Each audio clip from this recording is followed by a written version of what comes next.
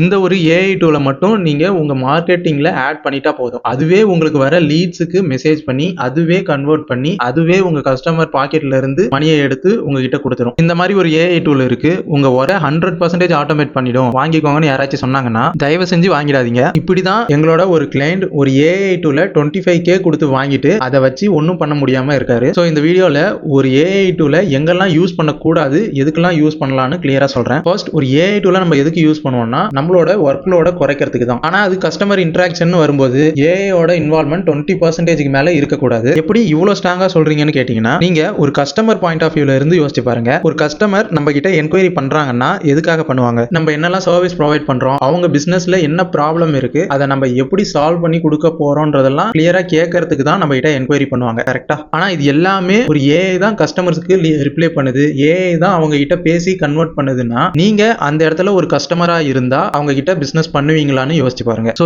AI tools எதுக்கு use பண்ணலாம்னா, less priority இருக்க பிளேஸ்ல உங்க டைமை அதிகமா கன்சியூம் பண்ற மாதிரி இருந்துச்சுன்னா அதுக்கெல்லாம் நீங்க ஏஐ யூஸ் பண்ணலாம். ஹை ப்ரியாரிட்டி இருக்க பர்சன்ஸ் எல்லாம் ஹியூமன் தான் ஹேண்டில் பண்ணணும், அதுதான் கரெக்டான வே. ஸோ இந்த எக்ஸல்ல ஏஐ எங்கெல்லாம் யூஸ் பண்ணணும், பண்ணக்கூடாது, ஏன் யூஸ் பண்ணணும்னு டீட்டெயிலா எக்ஸ்பிளைன் பண்ணிருக்கேன். அது வேணும்னா நம்மள ஃபாலோ பண்ணிட்டு கமெண்ட்ல ஏஐ வர்சஸ் ஹியூமன் டைப் பண்ணுங்க. நானே உங்களுக்கு பர்சனலா ஷேர் பண்றேன். தேங்க்யூ.